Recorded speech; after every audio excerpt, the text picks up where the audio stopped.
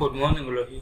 Today we discuss about transistorized series feedback voltage regulator. તો આગળ આપણે simple transistor series voltage regulator જોયું હતું. તો હવે આપણે એમાંથી થોડુંક એડવાન્સ જોઈએ કે ટ્રાન્ઝિસ્ટરાઇઝ સિરીઝ ફીડબેક.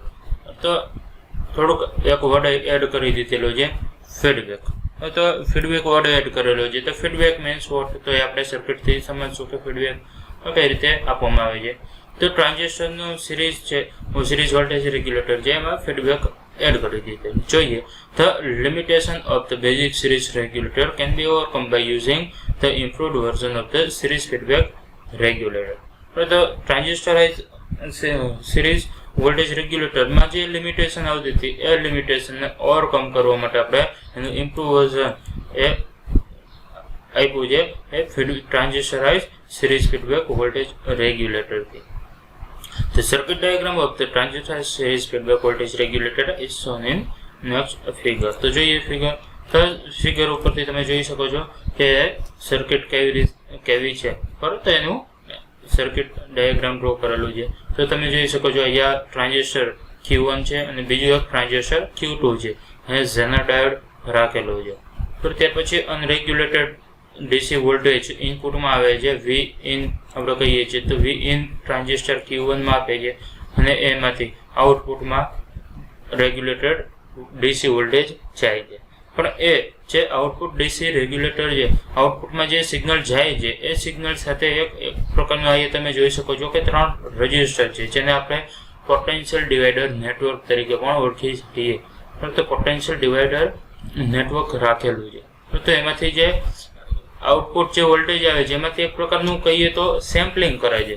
તો એમાંથી સેમ્પલ લઈએ છીએ. જેમ આપણે કોઈ વસ્તુ બહાર મૂકતા હોય તો અમુક સમયે એમાંથી સેમ્પલ લેતા હોય કે જેથી એની ક્વોલિટી પ્રોપર જળવાઈ રહે. તો અહીંયા પણ એવું જ છે કે આઉટપુટ ડીસી વોલ્ટેજ મળે છે એમાંથી એ સતત ને સતત સેમ્પલિંગ લેતો રહેશે કે આઉટપુટ ડીસી વોલ્ટેજ જે મળે છે પ્રોપર મળે છે કે નહીં. તો જો જ્યાં સુધી પ્રોપર મળતું હશે ત્યાં સુધી એ કોઈ જ પ્રકારનો ફેરફાર નહીં કરે. પણ જેવું આઉટપુટમાં કઈ પ્રોબ્લેમ થશે, મતલબ કે આઉટપુટ વોલ્ટેજ વધશે અથવા તો ઘટશે, તો એ સેમ્પલ તરત ટ્રાન્ઝિસ્ટર Q2 ને તે બતાવી દેશે કે સેમ્પલમાં ચેન્જીસ છે. તો Q2 ચેક કરશે. તો ચેક કેનાથી કરશે? તો ઝેનર ડાયોડ સાથે. તો ઝેનર ડાયોડ સાથે ટ્રાન્ઝિસ્ટર ચેક કરશે કે પ્રોબ્લેમ ક્યાં છે, કેટલા વોલ્ટેજ જોઈએ છે, એક્ઝેક્ટ કેટલા જોઈએ છે, અહીંયાથી આવે છે કેટલા આવે છે, આઉટપુટમાં આવે છે કેટલા આવે છે. તો બંનેને કમ્પેર કરાવશે. જો વોલ્ટેજ વધારે કે ઓછું હશે તો એ Q1 ને એ પ્રમાણે કહેશે કે વોલ્ટેજ વધારવાના છે કે ઘટાડવાના છે. તો એ પ્રમાણે Q1 ચેન્જીસ કરશે અને ફરીથી આઉટપુટમાં પ્રોપર આઉટપુટ વોલ્ટેજ મેન્ટેન રાખશે. તો આ રીતે બરોબર સર્કિટ વર્ક કરે છે. તો અલગ અલગ રજિસ્ટર જોઈ શકો છો. RS છે, R3 છે, R1 અને R2. તો એ પોટેન્શિયલ નેટવર્ક છે. આ એરો છે, એરોઝને ઉપરનો ભાગ R1 તરીકે બિહેવ કરશે, નીચેનો R2 તરીકે. ને અહીંયા ફાઇનલી RL લોડ રેઝિસ્ટન્સ રાખેલો છે, જેના ક્રોસમાં આપણે આઉટપુટ મળે છે. અહીંયાથી IR કરંટ છે, I3 કરંટ છે, VBE1. તો અહીંયા Q1 છે, તો Q1 માટે આપણે VBE1 યુઝ કરશું, બરાબર. V બેઝ ઇમિટર વોલ્ટેજ પણ જંકશન 1 માટે, ટ્રાન્ઝિસ્ટર 1 માટે છે, એટલા માટે એ જ રીતે IE1 યુઝ કરશો. અને અહીંયા તમે જોઈ શકો છો VBE2 યુઝ કરેલું છે. તો VBE2 છે એ Q2 સેકન્ડ ટ્રાન્ઝિસ્ટર માટે બેઝ ઇમિટર વોલ્ટેજ છે. અને એ જ રીતે VF ફીડબેક વોલ્ટેજ, બરોબર. અહીંયાથી આ જે ભાગ છે ગ્રાઉન્ડ ટુ એ જે ભાગ આવે છે એને આપણે VF કીધેલો છે, બરોબર. અને અહીંયા જે VF છે એ બે પાર્ટનો બનેલો છે. VF VZ, તો અહીંયાથી જે ઝેનર ડાયોડ છે એના અક્રોસમાં VZ વોલ્ટેજ હશે અને ઝેનર ડાયોડથી અહીંયા સુધી VBE2, તો બંનેના સમ જેટલો હશે. તો એ પણ આપણે આગળ ઇક્વેશનમાં જોશો, તો એ પણ ખાસ સમજજો. તો આગળ જોઈએ.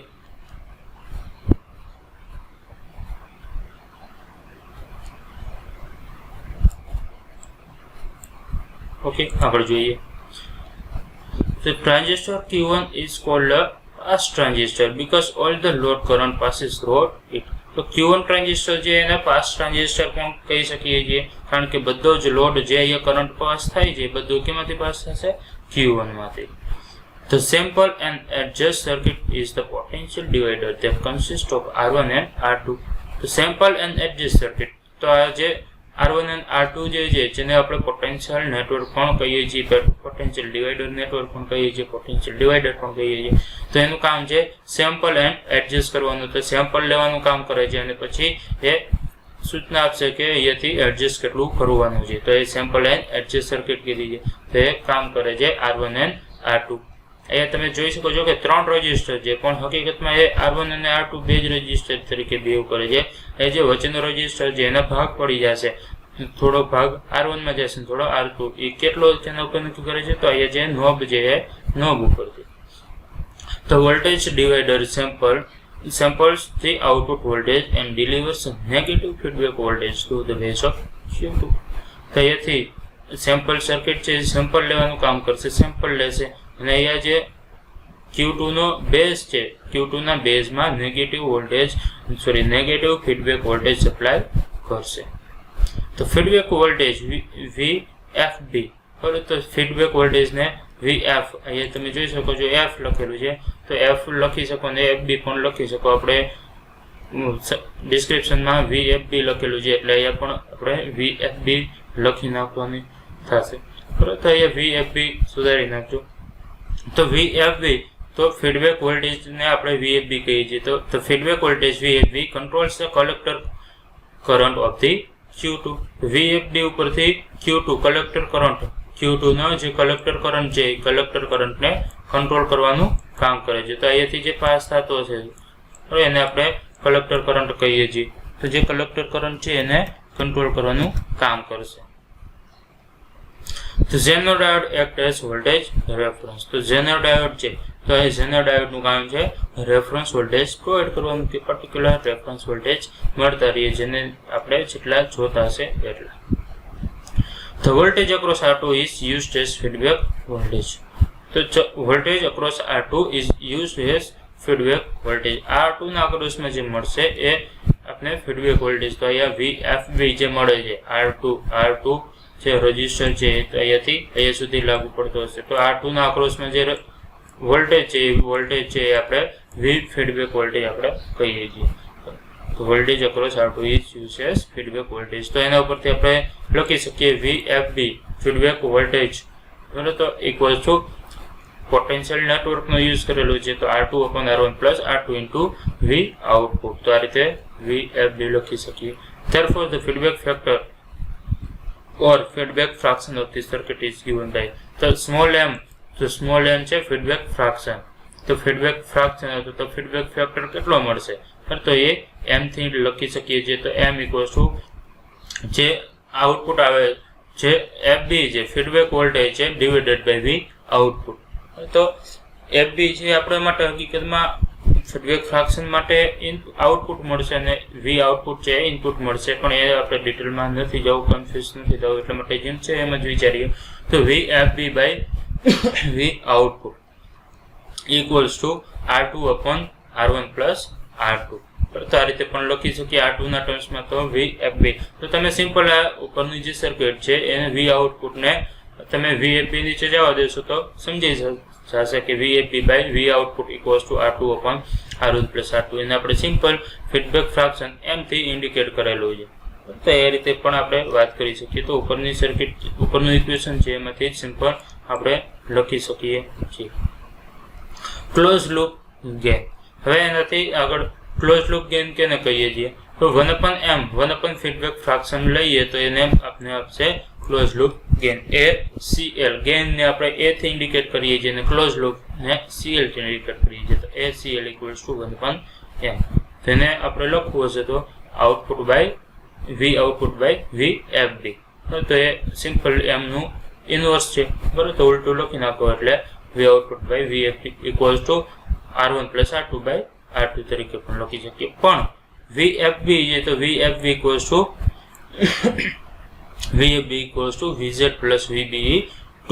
એ ખાસ ધ્યાન રાખજો કે 2 છે એ 2 લખી નાખજો. અહીંયા VBE છે પણ VBE2 આવશે, બરાબર. સેકન્ડ બેઝ માટે વાત કરેલી છે. તો VFB તો VZ તો ઝેનર વોલ્ટેજ અહીંયાથી એ સુધી ને ત્યાર પછીનો, બરાબર, ઝેનર વોલ્ટેજ અને ત્યાર પછીનું VBE2 બંનેના સમ જેટલું, તો આ VZ છે બરોબર, VZ અને VBE2 બંનેના સમ જેટલો VFB થશે. તો VFB = VZ + VBE2.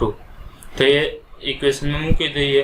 બરાબર, અહીંયા VFB જે VFB માટે મૂકી દઈશું અને SEL સાથે કમ્પેર કરાવશું. તો V output = SEL × VZ + VBE2. અહીંયા પણ 2 લખી નાખશું. તો આ રીતે આપણે સિમ્પલ V આઉટપુટનું ઇક્વેશન મેળવી શકીએ છીએ. તો ખાસ ઇમ્પોર્ટન્ટ છે ઇક્વેશન.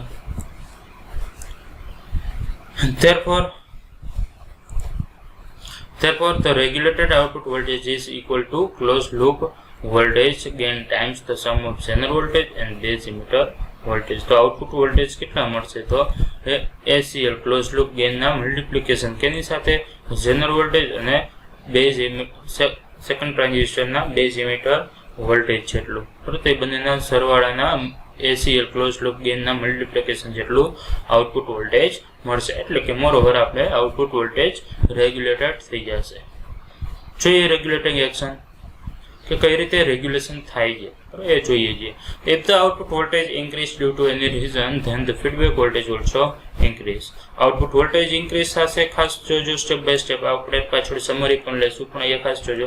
આઉટપુટ વોલ્ટેજ ઇન્ક્રીઝ થશે, તેના કારણે ફીડબેક વોલ્ટેજ પણ ઇન્ક્રીઝ થશે. Output voltage increase, feedback voltage increase. Feedback voltage increase the base emitter voltage of Q2 transistor. હવે feedback voltage increase થાય છે, એના કારણે VFB ના કારણે base emitter voltage પણ increase થશે. તો step by step output voltage increase થયા, ફીડબેક વોલ્ટેજ ઇન્ક્રીઝ થયા, બેઝ ઇમિટર વોલ્ટેજ પણ એના કારણે ઇન્ક્રીઝ થશે. VB2 increase, the IB2 increase. હવે VB2 ઇન્ક્રીઝ થાય છે, એના કારણે IB2 પણ ઇન્ક્રીઝ થશે. હવે સેકન્ડ ટ્રાન્ઝિસ્ટરનો બેઝ કરંટ ઇન્ક્રીઝ થયો છે. This will reduce the base current of the Q1 IB1. હવે IB2 ઇન્ક્રીઝ થાય છે, એની સાથે સાથે IC2 પણ ઇન્ક્રીઝ થશે. બરોબર, તો IC2 તો IB2 ઇન્ક્રીઝ થશે, અહીંયાથી બેઝ કરંટ છે એ ઇન્ક્રીઝ થશે, તો આ પણ ઇન્ક્રીઝ થશે. હવે એના કારણે અહીંયા જે બેઝ Q1 છે, Q1 નો જે બેઝ કરંટ છે IB1 એનાથી ઉલટું થશે, it reduce, that means decrease the IB1. તો એના કારણે IB1 ડિક્રીઝ થશે, IB1 ડિક્રીઝ થશે. તો એ રીતે આપણે રેગ્યુલેટિંગ એક્શન જોવા મળશે. તો IB1 ડિક્રીઝ થશે, એના કારણે IC1 પણ ડિક્રીઝ થશે. Finally VCE collector emitter voltage of Q1 ટ્રાન્ઝિસ્ટરનું કલેક્ટર ઇમિટર વોલ્ટેજ પણ ઇન્ક્રીઝ થશે. આ ડિક્રીઝ થશે, પણ એના કારણે આ ઇન્ક્રીઝ થશે અને ફાઇનલી એવું ઇન્ક્રીઝ થશે તો V આઉટપુટ રેગ્યુલેટેડ થઈ જશે. ધેટ મીન્સ કે જે વધારો આવ્યો તે ઘટી જશે. તો આ રીતે રેગ્યુલેશન થશે. તો એ તમે જોઈ શકો છો, રેગ્યુલેશન એક્શનની સમરી આપી છે કે V આઉટપુટ ઇન્ક્રીઝ, તો એના કારણે VFB increase, V feedback voltage increase થાય છે, એના કારણે અહીંયા E કરી નાખજો. બરાબર, અહીંયા પ્રિન્ટ મિસ્ટેક છે. VBE2, તો VBE2 તો base emitter voltage of second transistor પણ એ પણ ઇન્ક્રીઝ થશે અને એના કારણે IB2 અને IC2 પણ ઇન્ક્રીઝ થશે. તો સેકન્ડ ટ્રાન્ઝિસ્ટરના બધા જ પેરામીટર તમે જોઈ શકો છો. બરાબર, તો બધા જ પેરામીટર કેવા થાય છે? ઇન્ક્રીઝ થાય છે. પણ એના કારણે ફર્સ્ટ ટ્રાન્ઝિસ્ટરનો IB1 અને IC2 કેવું થાય છે? ડિક્રીઝ થશે. બરાબર, તો એ બંને ડિક્રીઝ થાય. તો એ ડિક્રીઝ થવાના કારણે VCE2 અગેન ઇન્ક્રીઝ થાય છે અને એના કારણે ફાઇનલી આપણે આઉટપુટ વોલ્ટેજ છે એ રેગ્યુલેટેડ મળશે. પણ એનાથી ટોટલી ઉલટું, જો આ V આઉટપુટ છે એ ઇન્ક્રીઝ થયું હતું એના માટે હતું, પણ જો ડિક્રીઝ થાય તો એનાથી ટોટલી ઉલટી પ્રોસેસ. તો V આઉટપુટ ડિક્રીઝ થશે તો VFB ડિક્રીઝ થશે, એના કારણે VBE2 ડિક્રીઝ થશે, એના કારણે IB2 IC2 પણ ડિક્રીઝ થશે. એ ડિક્રીઝ થશે તો એનાથી ટોટલ ઉલટું IB1 અને IC1 ફર્સ્ટ ટ્રાન્ઝિસ્ટરનો બેઝ કરંટ અને કલેક્ટર કરંટ તો એ ઇન્ક્રીઝ થશે. બરાબર, આ એક ચેન્જીસ છે. બરાબર, તો આટલું પહેલા ટ્રાન્ઝિસ્ટરના બધા સેકન્ડ ટ્રાન્ઝિસ્ટરના બધા જ પેરામીટર ડિક્રીઝ થયા છે. તો ફાઇનલી આઉટપુટ ફર્સ્ટ ટ્રાન્ઝિસ્ટરનો પહેલો પેરામીટર IB1 અને IC1 એ ઇન્ક્રીઝ થાય છે, પણ એના કારણે VCE1 ડિક્રીઝ થશે, કલેક્ટર ઇમિટર વોલ્ટેજ. તો એ આપણે સર્કિટ ઉપરથી જોઈ શકીએ છીએ. VCE1 ક્યાં છે? તો કલેક્ટર તો કલેક્ટર પોઈન્ટ અહીંયા છે, ઇમિટર અહીંયા છે, VCE1 તો એ ક્યાં બનશે અહીંયા. તો આ જે વોલ્ટેજ છે આ બંને વચ્ચેના વોલ્ટેજ, તો એ બંને વચ્ચેના વોલ્ટેજની વાત કરી છે. તો VCE1 ડિક્રીઝ થશે, તો એ ડિક્રીઝ થશે તો આઉટપુટ વોલ્ટેજ અગેન રેગ્યુલેટેડ થશે. મીન્સ કે ડિક્રીઝ થયું તો આઉટપુટ વોલ્ટેજ ઇન્ક્રીઝ થશે. તો આ રીતે આખું સર્કિટ વર્ક કરે છે. તો અહીં સુધી રાખીએ. Okay, thank you.